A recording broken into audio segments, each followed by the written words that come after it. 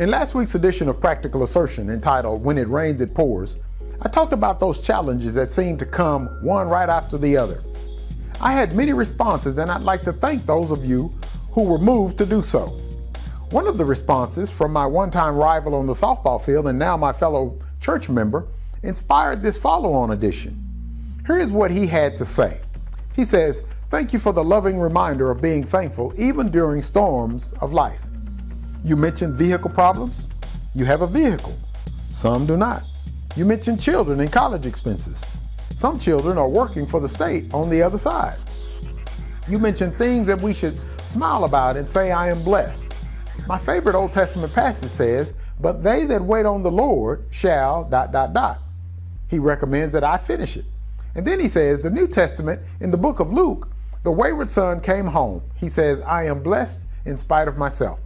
I replied to my brother, I wanted to include your very words acknowledging my thanks for having a car and good kids, as you mentioned, but I wanted to keep the video under 8 minutes.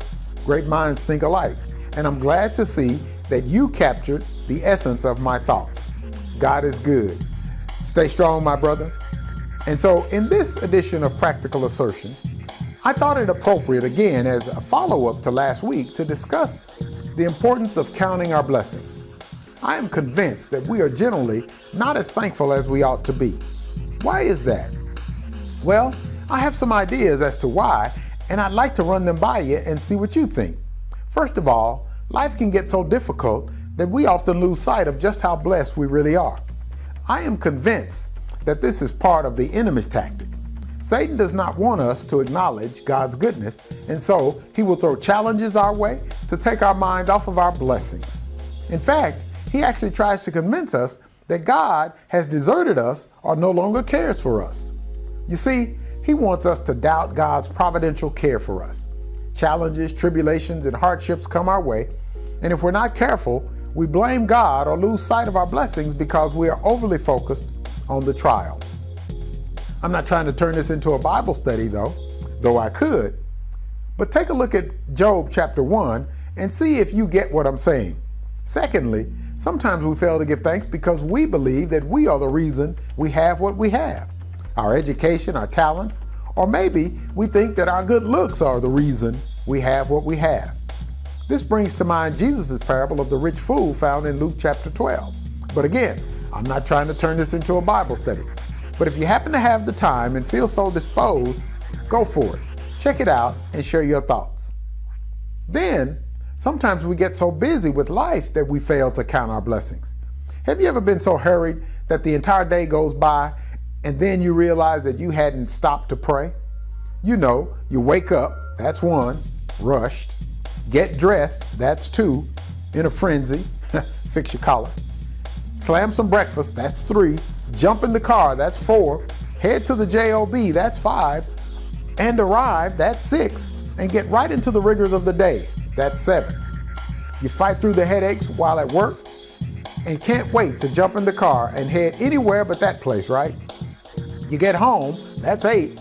And immediately take care of all the other stuff you've got to do. And finally, you shower, that's 9. And hit the hay, that's 10. So exhausted you fall right to sleep, that's 11. Without even a hint of God on your mind.